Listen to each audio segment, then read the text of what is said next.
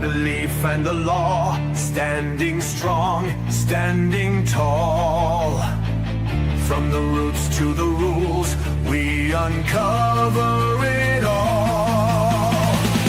Truth and justice, the plan's divine. CannaBama's here, it's education time. Him say, oh say, him say, him say, oh say, him say, him say, oh say, him say, him say. What's that? Him say, him say. Well, seed bank, carbon track, always stack, farmer's bank, data map, green pack, open the app, hemp sets, where it's at, building the future, yeah, we're putting hemp on the map.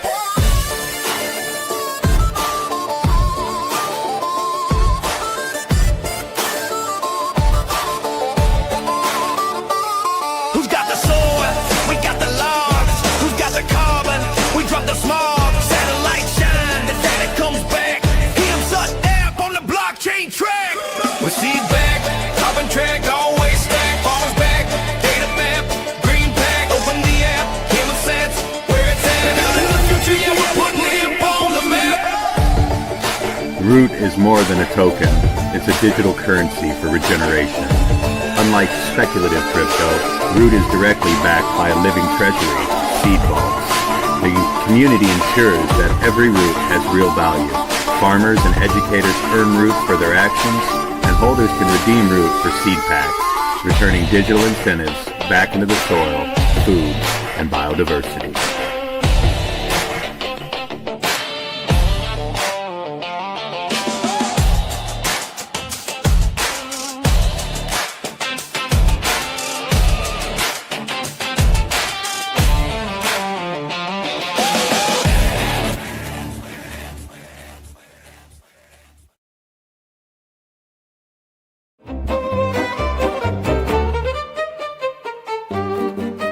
November, the south of France becomes a stage for the immersive travel world. Summit 2025. November 1st, a press breakfast at the Intercontinental Marseille in the Algebra Room, where history and horizon meet. November 2nd, immerse yourself in Bondolet Domain de Bonnen with the art and wine. Luxury tour, complete with AR storytelling and available gourmet dining by Maison Berard. November 4th and 5th, the summit centerpiece at Marseille's Maison du Bâtiment et des Travaux Publics today. Of in the Netherscharnel keynotes, XR demonstrations, immersive panels, and the citywide AR trail linking Marseille's cultural icon. November 8th, an internet VIP networking day at Chateau La Citadelle, where heritage and innovation unite. With only a limited number of tickets available, this is your invitation to experience luxury, culture, and the future of travel. Reserve your place now at wonder.shop. Full details at edutectourism.com/immersive.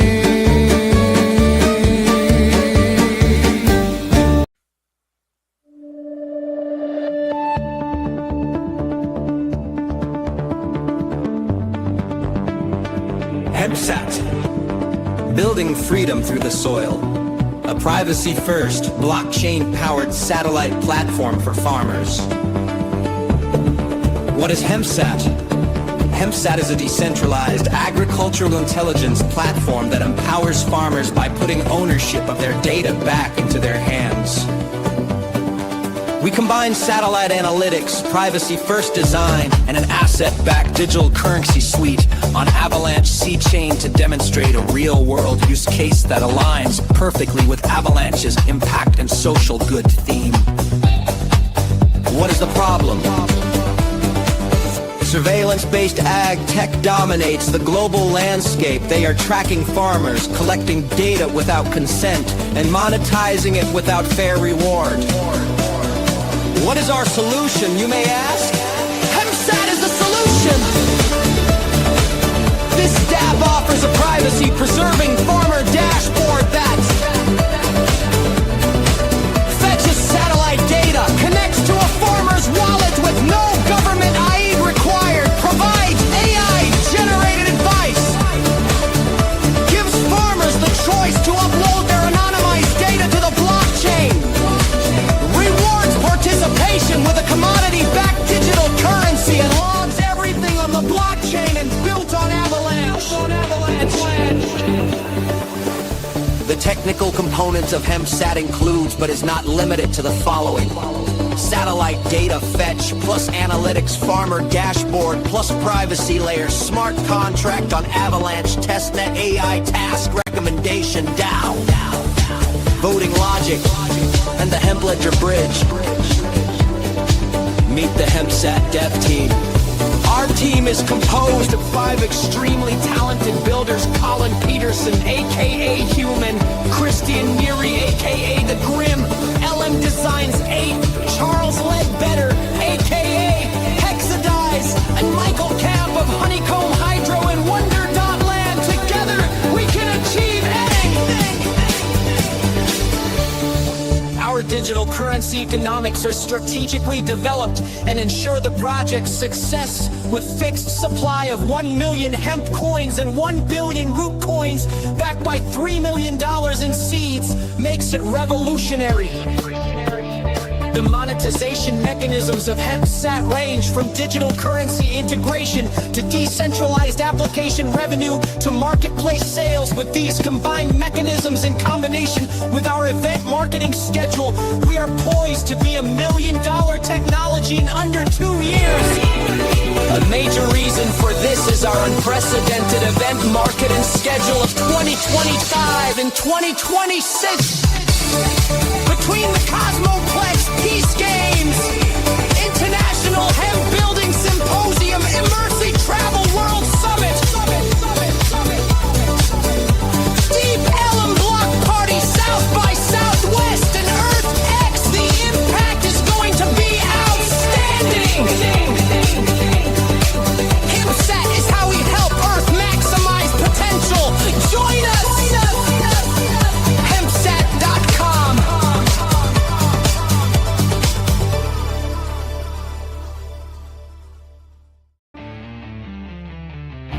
Belief and the law, standing strong, standing tall. From the roots to the rules, we uncover it all. Truth and justice, the plan's divine.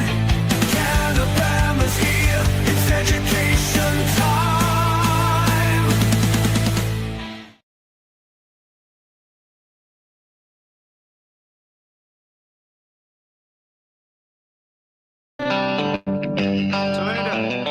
It's time for Sweet Home CannaBama, a show that'll answer all your questions, provide accurate information, and dispel the myths of cannabis. And have your specific questions answered by emailing Jennifer@CannaBama.com or text or call 343-0106. And now, for all things cannabis in Alabama, here's your host, Jennifer Boozer. Welcome to the show, everybody. I'm your host, Jennifer Boozer Stewart, former owner of CannaBama in downtown Mobile. You can still reach us at our telephone number, 251-255-5155. You can also text us here at the station, 251-343-0106.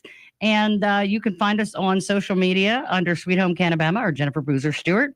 I want to go ahead and introduce my guest before I get to current events, because you can see he is in studio, and so we can't hide him. This is Donald Mottern. He is running for Alabama State Senate in District 11, and we're going to talk to him tonight. But first, I want to get to some current events. You'll be hearing a new ad on the show from Lifelong POS Service. Lifelong POS is coming to Alabama.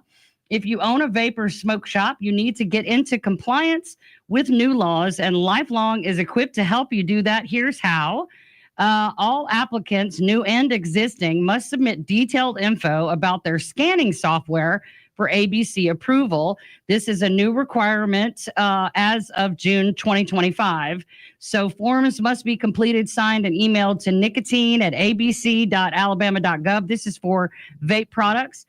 Processing could take up to 2 weeks, and an approved copy is required with ends permit applications. So existing permit holders must comply immediately.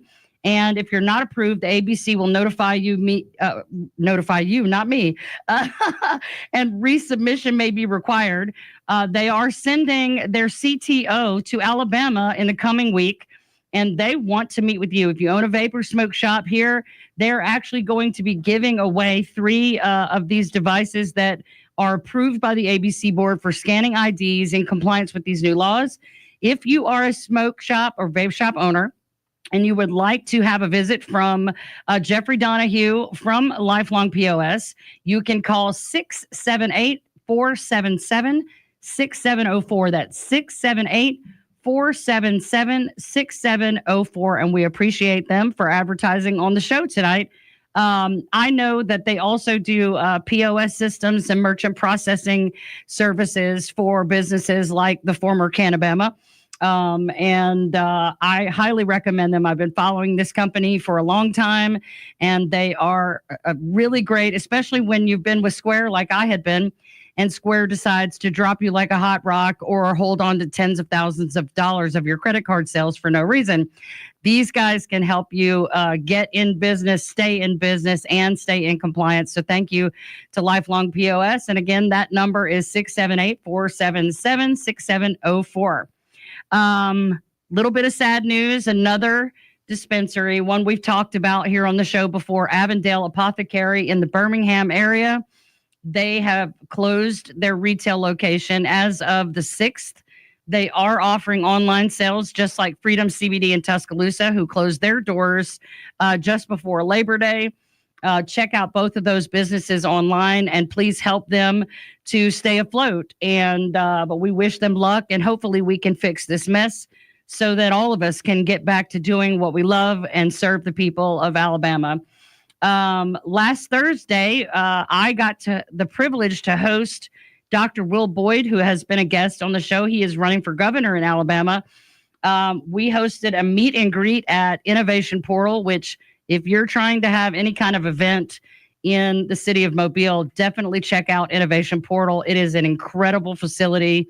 I remember when they were putting the building together and getting that thing up and running in 2020 during the pandemic. I lived next door to the building, and so had never been there and got to go down there. Thank you so much. Give a shout out to Mr. James Johnson, who helped us get that together because he is a member at Innovation Portal. But that meet and greet with Dr. Boyd was an incredible experience. It was a first for me.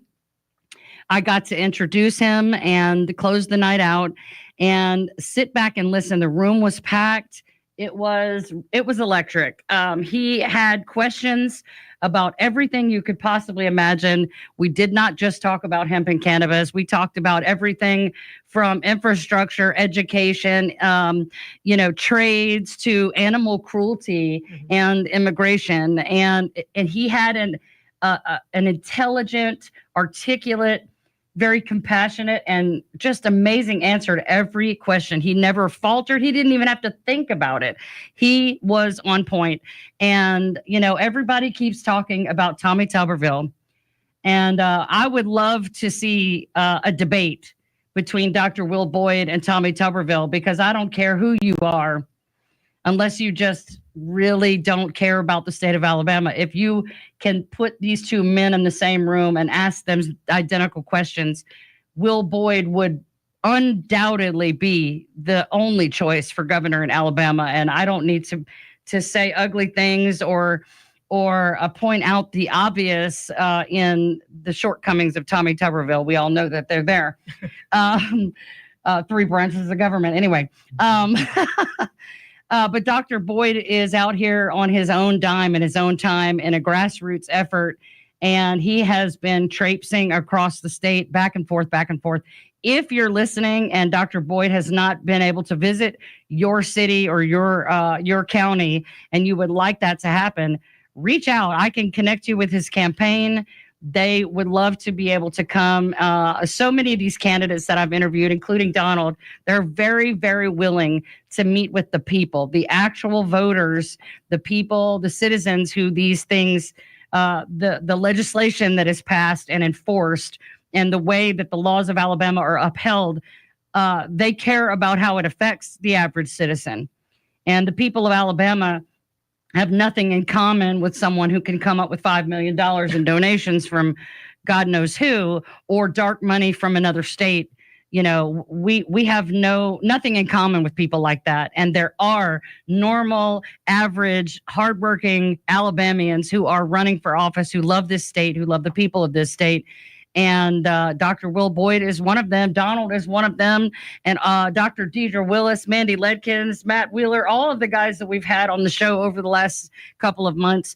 These are people that love Alabama and the people of Alabama. I hate the government in Alabama. I really do. It's so frustrating. I got a big fat dose of it, especially this session. We all did. I'm sitting here cracking jokes about not being able to pay my car note, but that's really my reality. You know, and making jokes about, hey, well, I'm unemployed, I have all this time. It's not funny. It's not. Humor is my way of coping a lot, because if I'm not laughing, I'm crying. Trust me. No one wants to see that. But this is real. And there are legislators that are in office currently. And there are people who want to be legislators who care about this issue and who know the suffering that it has caused in Alabama. And we want to support those candidates. And one last bit of business, the medical cannabis program. Oh, everybody stop holding your breath. The AMCC administrative appeals process for dispensary licenses has begun, and they expect that process to be concluded by October. And of course, are now still saying that we should be able to see sales of cannabis in the state by the end of the year. But as I reported to Pro Cannabis Media, they've been saying that for 4 years now. And so a lot of people are pretty much, it's a joke. It's a national embarrassment how badly this whole program has been handled and the amount of lawsuits. It's ironic that the people who claim to want to help the sick, suffering, and dying in Alabama are the ones holding up the process by suing, because they can't accept that they did not get a license. And they're suing the ones who did. And it just goes to show you how when that much of a monopoly, or what Marty Shelper at the Alabama Cannabis Coalition likes to call a state-sanctioned cartel, is involved, there's no consideration for the actual people and for the actual suffering. And that is probably the most tragic part of it all.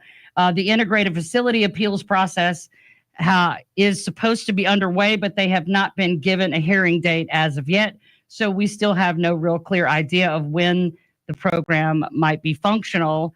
Again, you know, like I reported earlier this week, we're already reeling from the loss of 90% of the hemp products that people have been using, their only access to plant medicine in the state.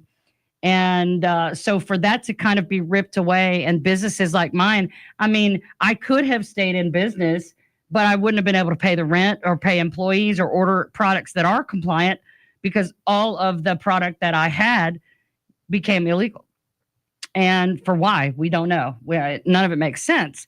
And so for people to lose access, I was sitting here, Donald can attest to the fact that I was sitting here in the studio about 20 minutes ago and got another call from someone who did not know we were closed and did not understand, and trying to help them figure out, you know, they feel bad for me, but they also were like, well, what the heck am I supposed to do?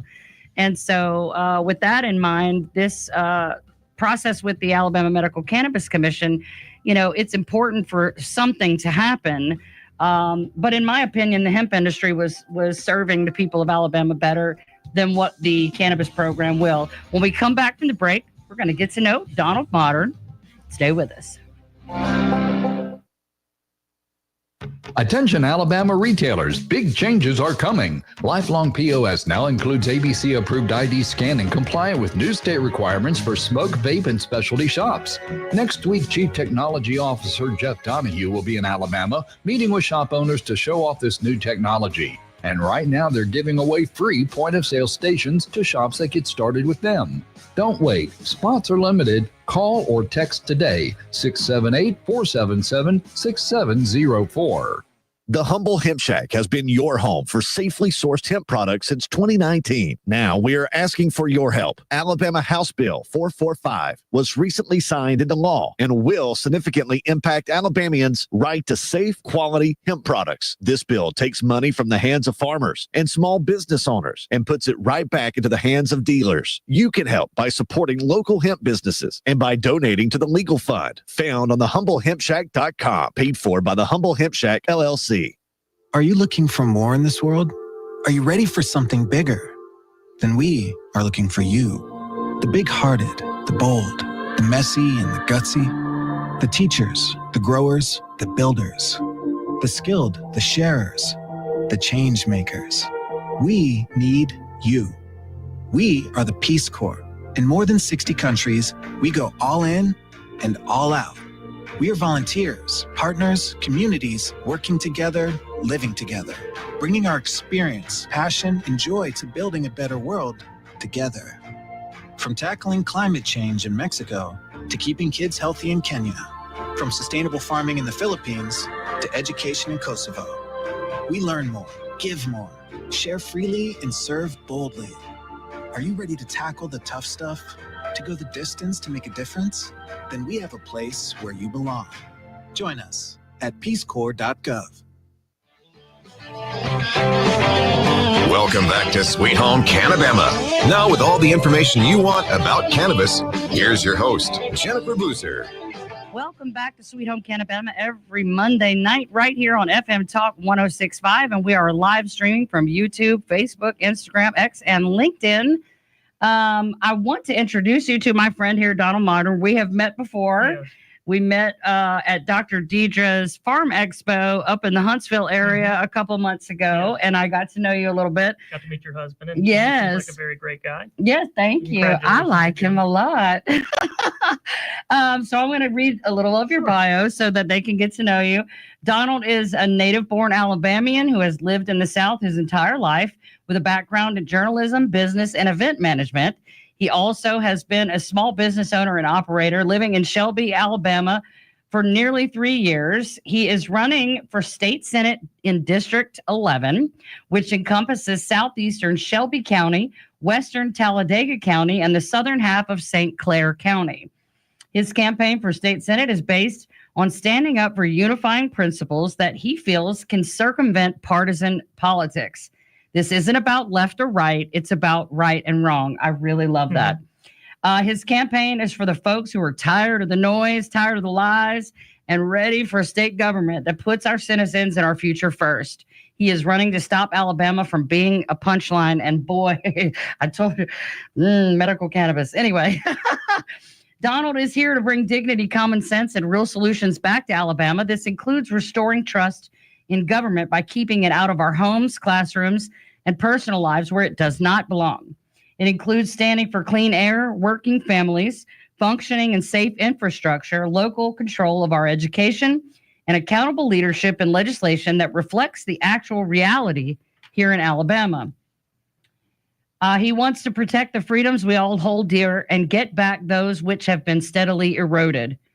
For the listeners here on this show specifically, this includes standing for the legalization and decriminalization of cannabis in order to end nearly a century of harmful prohibition and bring about a potential economic revolution to our state. Welcome to the show. Thank you very much. I'm glad to be here. I'm glad to be back in Mobile. I was born in Mobile. Really? So it's, right here in this building. We're only about a block away from where my parents first met. Oh, wow. So it's just good. I've been, running through the neighborhood, looking at stuff. It's great to be here. Yeah. But no, I'm excited. Running for state senate. And, I'm 29 years old. I know you're young. Right. I didn't know you were that young. Man. A mustache helps, Yeah, I could have been your teen mom. That's how old I am.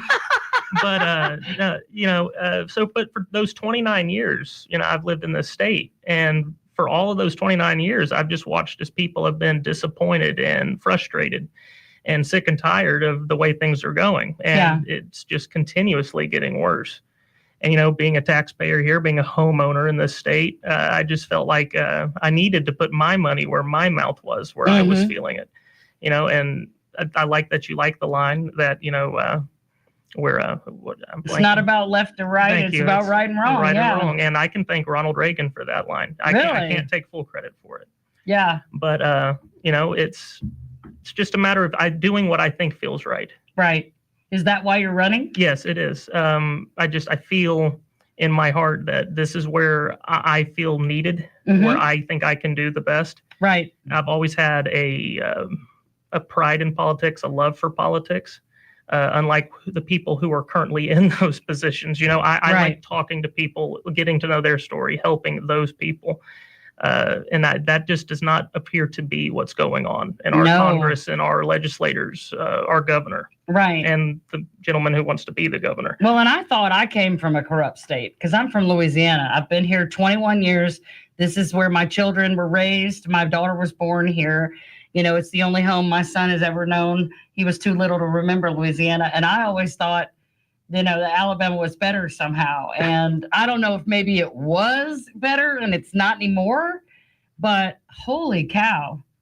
And especially having been thrown into politics by way of necessitating my presence at this situation at the State House and having these bills that would literally wipe out everything that we have worked for and in direct conflict with service to the people of Alabama. And then this year being carpet bombed with bills for no reason. And really the lies. I've seen people tell some whoppers. But this year, that's why I said we should nominate Representative Witt for an Oscar for Best Actor in a Drama, because it was so over the top. And it's really, we have been battling for our lives. And so it seems to me to highlight, even magnify the corruption and just the lopsidedness of how things are done. The lopsidedness, the saying one thing and then doing the other. And nobody calling anybody out. And just, not even taking the time to talk and learn from the people who know what they're talking about. Right. Well, like somebody said, I don't remember what comedian said that politicians should have to wear jackets with their sponsor logos on them, like a NASCAR driver, because that is who they vote for.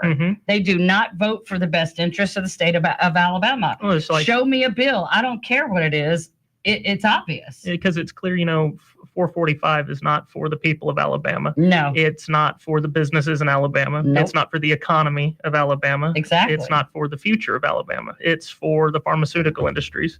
Right. It's for big alcohol sales. And big tobacco. It's for the companies who have already taken enough, in my opinion. Right. Absolutely. Even the nicotine vape ban bill, that is purely in the interest of the big tobacco, because that's why you're only allowed to have tobacco flavored and menthol flavored Juul sticks and stuff from R.J. Reynolds and Philip Morris. What a coincidence that they're the two that everybody thinks is okay, but the rest are just the devil. Right. No, I don't think so. And that bill was pushed for 4 years and finally passed.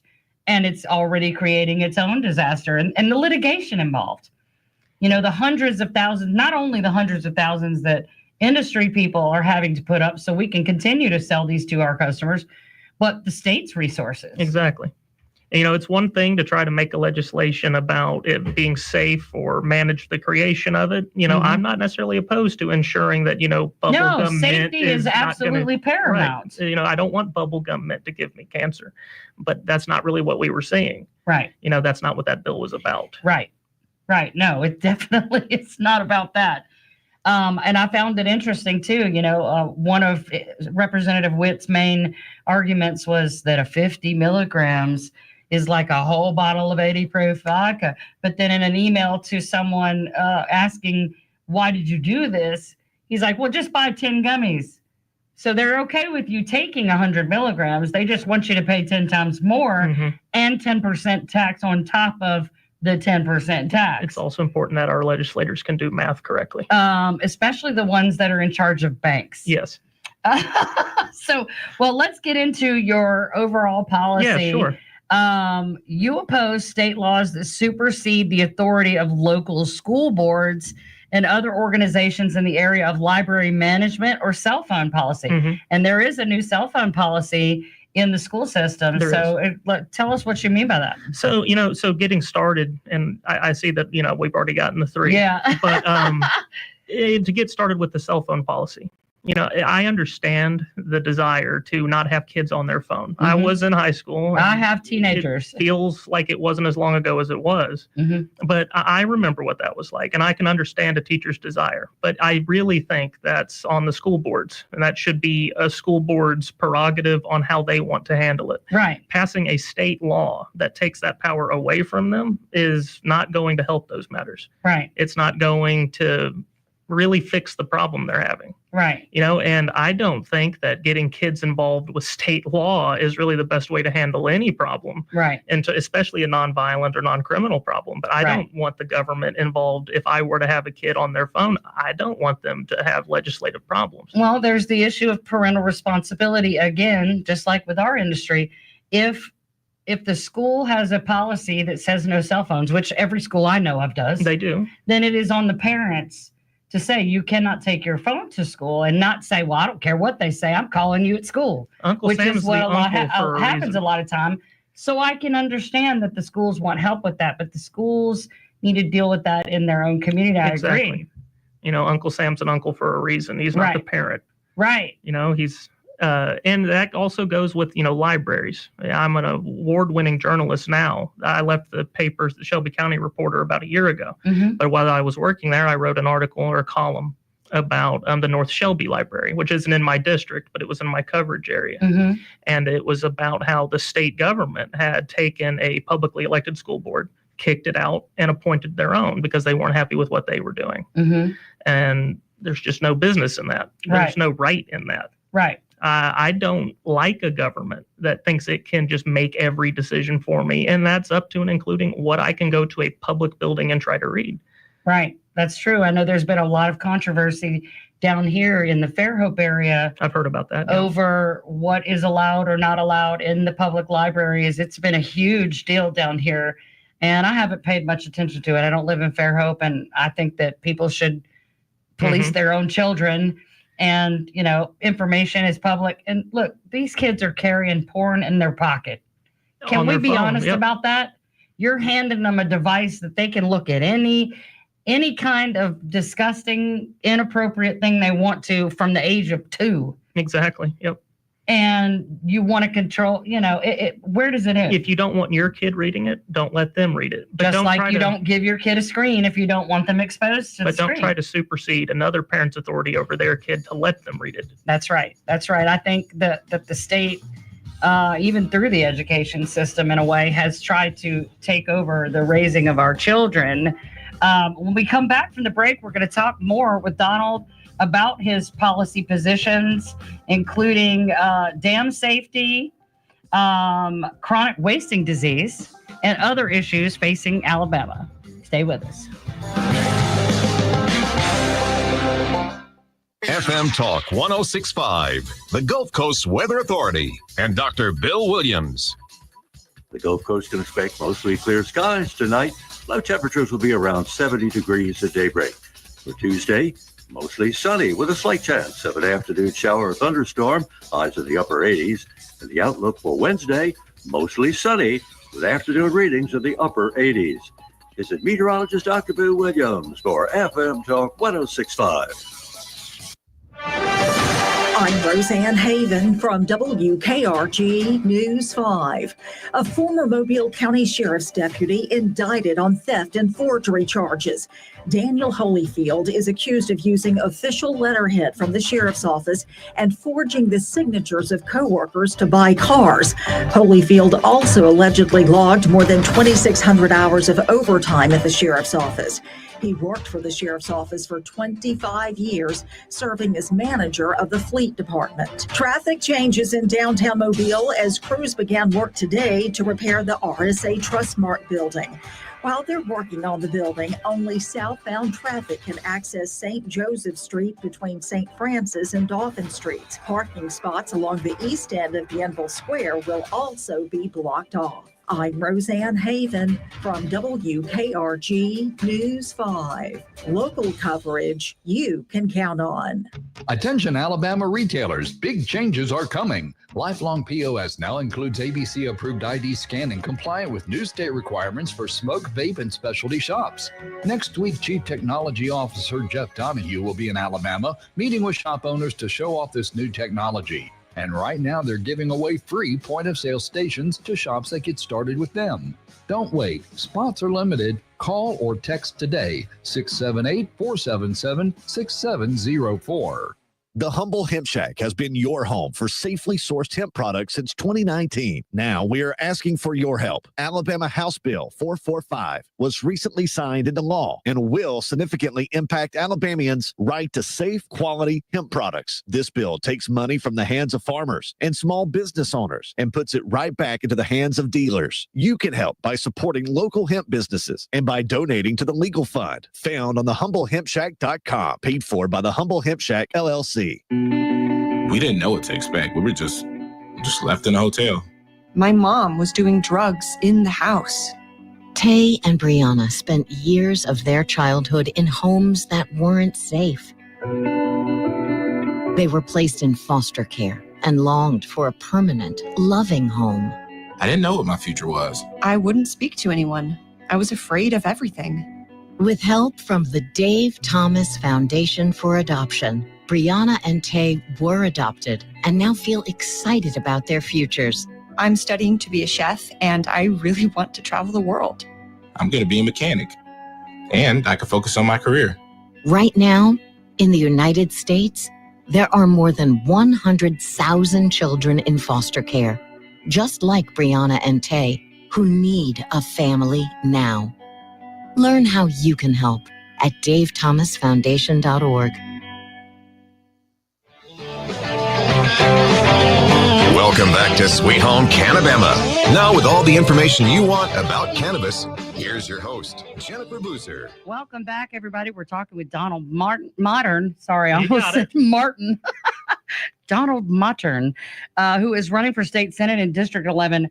So let's talk about dam safety and an inspection program to protect town, cities, and public safety.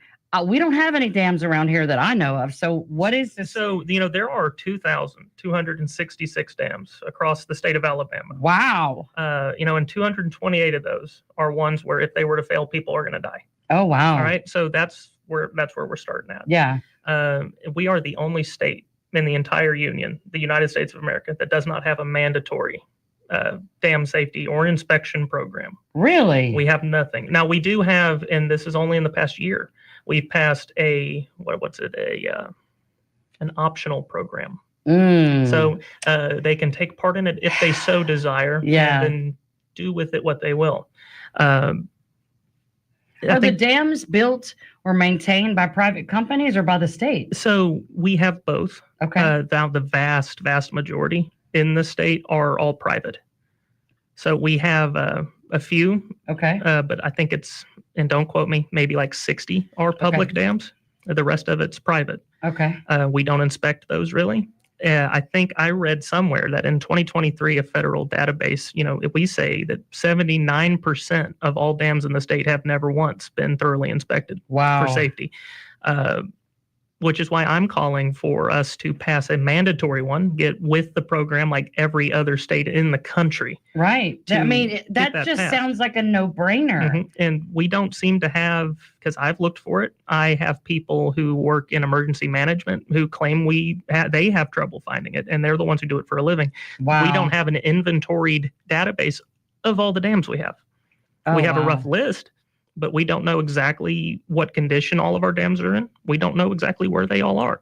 Right. And how many of them are on the brink of disaster? Right. And like I said, would you even know until it happened? Well, so it's not a storm you could see coming if something cracks open and that's it, or someone were to sabotage it.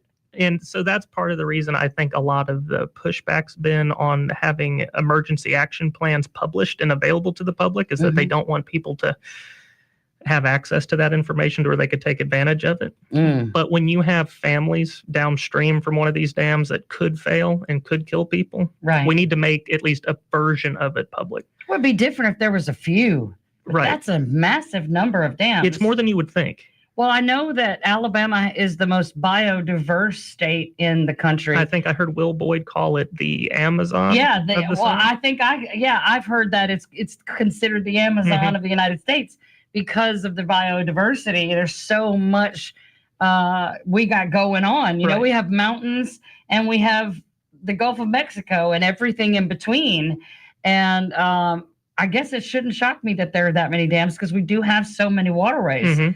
But that is scary. I mean, so I bet there are people that don't even realize that they're in the eventual path of disaster. I know people who they're not aware that they are in the flood path of one should it fail. Right. And the thing is that these do fail.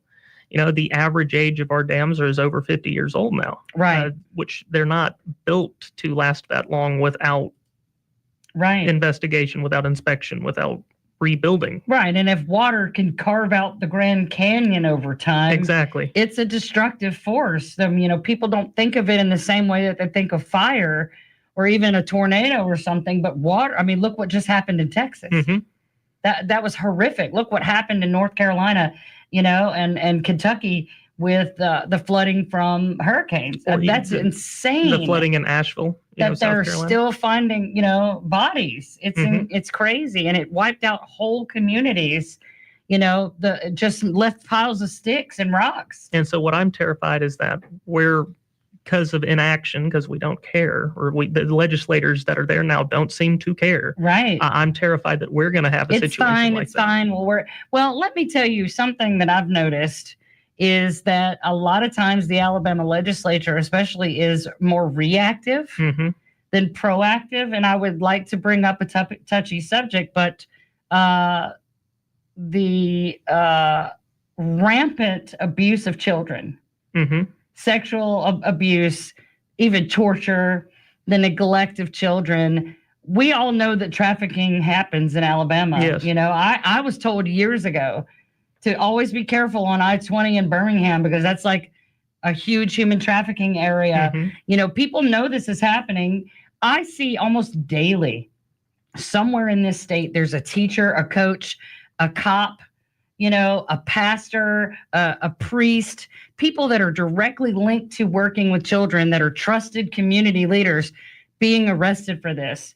And, I mean, and Bibb County, not to get, you know, too personal about anything, but, you know, I thank God every day. I never had anything happen to me, but my 4th grade teacher went down for molesting girls. Yeah. And so I mean, just at a young age with me being in, I think, middle school at the time, maybe early high school, when that all came out, you realize just how rampant it is and how under the cover it is. Right. And well, after the Bibb County thing came out, this horror bunker situation with these children, now those legislators want to pass a law that makes it a capital punishment and all that. What about, I mean, they knew it was going on in February. They were investigating it for months before any arrests were made. What in the world? And why are because if that law is passed, it won't go into effect until May. Right. You know, it just seems to be reacting to things that should have been common sense to handle. Right. In the state, and it's always the people that suffer for it. And we don't have to have tragedy to have progress in this state. Right. It's common sense to protect children from people like that. It's common sense to make the punishment harsh. Right. It's also common sense not to create felons out of people doing something federally legal, and we'll get to that later. Yes, we will. Tell me what chronic wasting disease is in our white-tailed deer population for me and the 5 other people listening that don't know anything about deer hunting. So chronic wasting disease, just to keep it short in layman's terms, it's a brain prion. So I don't know if you know what that is, but it's very similar in just a retrospect to mad cow disease or kuru in the human population. Okay. And so what it is, it's a folded prion or a folded protein is what we call a prion. Now, the difficult things with these, it's not a virus. You can't immunize against it. You can't make a vaccine for it. Because we know all that went well for humans. But with a brain prion, you can't protect from it. Yeah.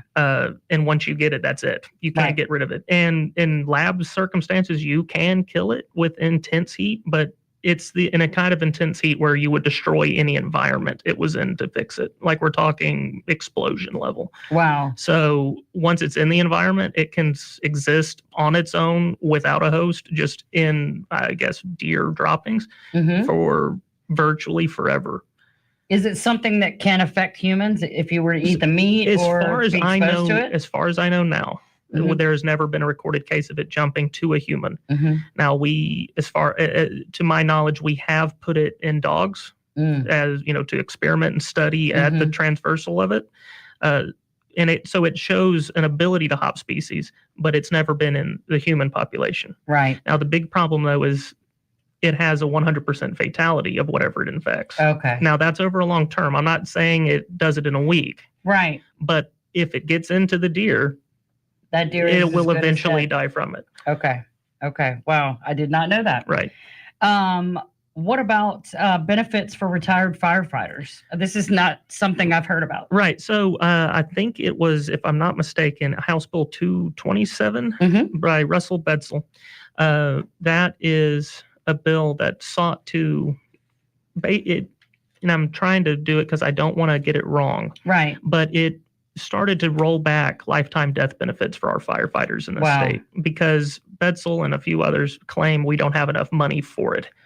Now, I view it as a problem of we need to figure out how to get more money for it, not let's remove what these people have earned. These people who have given their literal lives to protect the citizens of their whatever municipality they're working in, and their family's ability to continue without the breadwinner of their family. I mean, that's just a no-brainer. And you find the money. And we're not doing the same with our police departments. But with firefighters, they deal with cancerous things all day, every day. That's their job. They go into smoke-filled rooms. They spray fire, retardants on things. Even the crumbling buildings from 9/11 and the dust.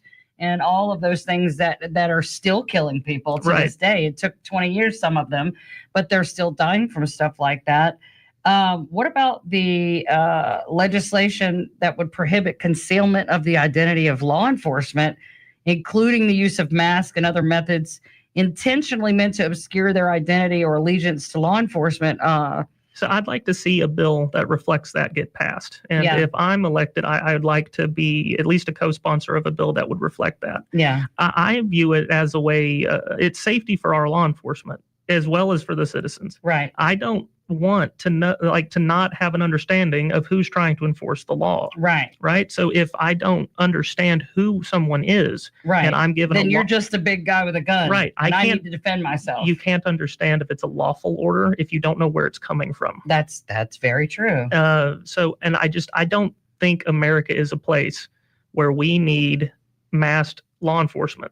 Right. You know, if we are doing the right thing, the correct thing, and the legal thing, we shouldn't have to protect who we are while we're doing it. Right. And you believe that we should be able to vote in a referendum on things like lottery or voter initiatives that do not exist. You know, I say all the time, Alabama only gets to vote for people. Right. And most of those people run unopposed. Exactly. So you believe that the people should be able to vote on issues like lottery, like cannabis, like, all of the big hot ticket items. Especially those items as well. Yes. Because if I'm not mistaken, we can in this state have referendums. Yes. I might be mistaken, but I'm pretty sure we can. Well, I think that there's probably a big effort to push for voter initiatives in the next session because, I mean, come on, what are y'all afraid of? Why are you afraid to let the people of Alabama? Because you already know the answer.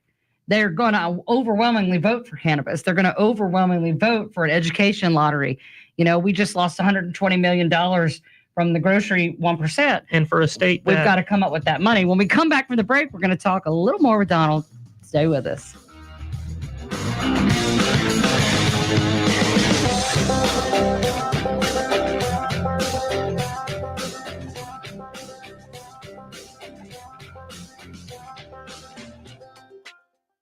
Attention Alabama retailers, big changes are coming. Lifelong POS now includes ABC approved ID scanning compliant with new state requirements for smoke, vape, and specialty shops. Next week, Chief Technology Officer Jeff Donahue will be in Alabama meeting with shop owners to show off this new technology. And right now they're giving away free point of sale stations to shops that get started with them. Don't wait. Spots are limited. Call or text today 678-477-6704. The Humble Hemp Shack has been your home for safely sourced hemp products since 2019. Now we are asking for your help. Alabama House Bill 445 was recently signed into law and will significantly impact Alabamians' right to safe, quality hemp products. This bill takes money from the hands of farmers and small business owners and puts it right back into the hands of dealers. You can help by supporting local hemp businesses and by donating to the legal fund found on thehumblehempshack.com, paid for by the Humble Hemp Shack, LLC. Every moment counts if you're at risk or living with lung cancer. And anyone with lungs can get lung cancer. It causes more cancer deaths than breast, colon, and prostate combined. It can feel like a race against time. And while there may be moments where you question your next step, it's essential to know that you don't have to confront lung cancer alone. Through it all, Go-To for Lung Cancer is here for you. From screening, treatment, and survivorship support to finding the right care close to home, we are your community. As your friends, your guides, your teachers, your advocates, and your support system, Go-To is your go-to. Confronting lung cancer starts here. Visit goto.org today. Welcome back to Sweet Home CannaBama. Now with all the information you want about cannabis, here's your host, Jennifer Boozer. Welcome back to Sweet Home CannaBama. Tonight we're talking with Donald Mottern, who's running for State Senate in District 11. Now let's get to the meat of the show conversation, and let's talk about cannabis. You are in favor of broad cannabis legalization that embraces the plant and its capabilities, and you do not believe that currently floated methods of rescheduling are correct. Right. That is correct. You see what we see. I do. It's on a silver platter to the pharmaceutical industry. It cuts out the existing industry that created the normalcy, created the demand, created an environment where people are no longer afraid and not succumbing to reefer madness anymore. We have all done that blood, sweat, and tears. You know, for the past 50 years, this country has just watched as mom and pop stores shrivel up as corporations get bigger. You know, there are no more mom and pop stores on Clear's Main Street. There's a Walmart. Right.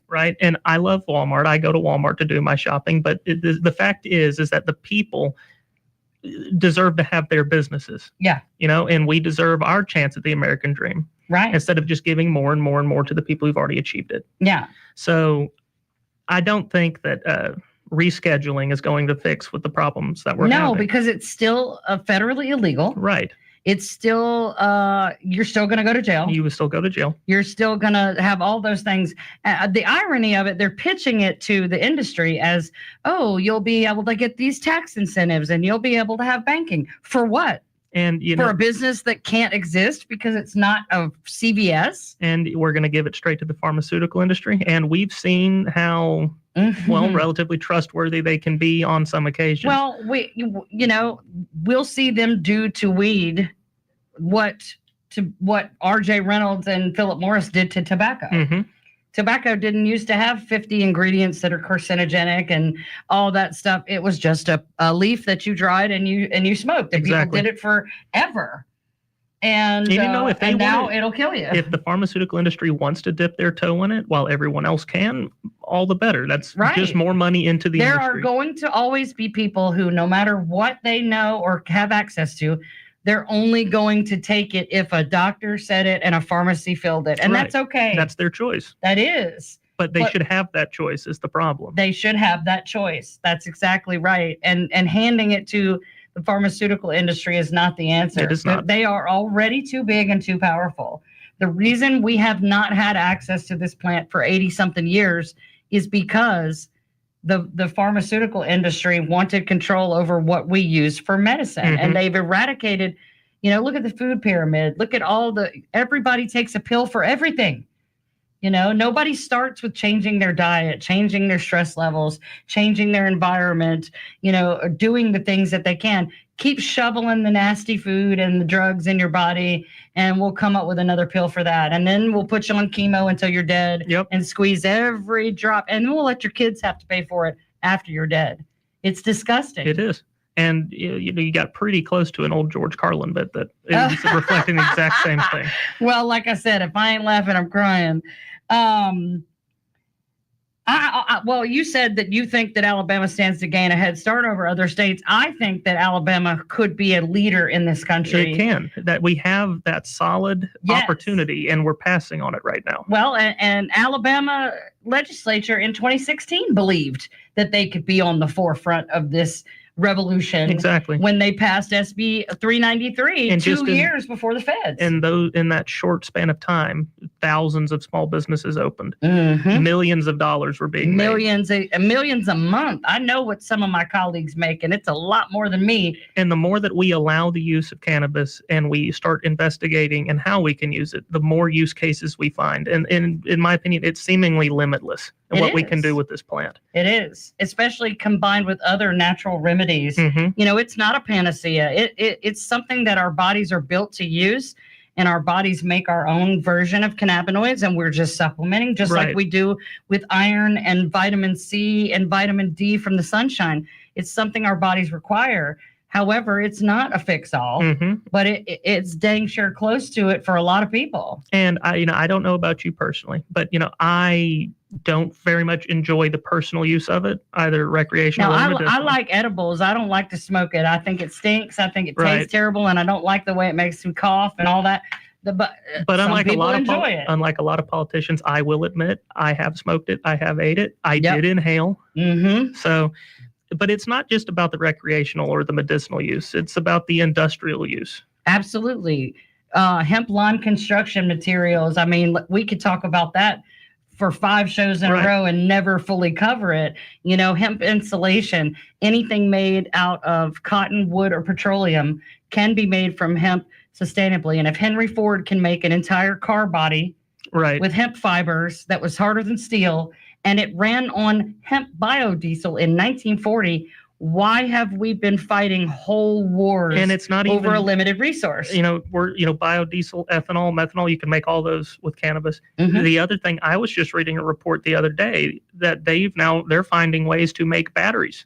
Absolutely, supercapacitors that outperform lithium ion. Yes, they say if you made car batteries with hemp, you could literally pull up to a station, plug it in for 30 to 90 seconds, and go on your way instead of hours of charging and bursting into flames for 19 straight hours. And that's my main problem with, electric cars now. What do you do with the batteries when they're done? Right. All of those limited natural resources that could have been used for so many other things, or leave regions unblemished by all of the mining, because the more prolific cell phones and electric cars and other robotic type things become, the more lithium and other resources we're going to have to find and it's somewhere. Destroying our natural environment. Yes. It's making us reliant on other countries, which when I would not like us to be. Right. It's making our state reliant on other ones.